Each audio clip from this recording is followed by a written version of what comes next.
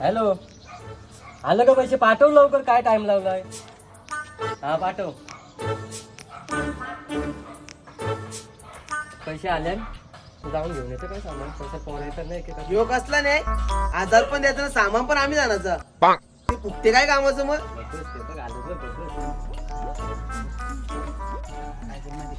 नाही यंदा जायचं ना अजिबात.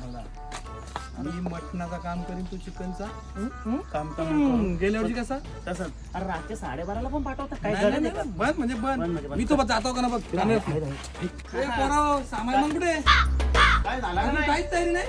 जाईल तू जाईल. हा बाबा, आपण जाणार नाही, आपण 1000 दिले.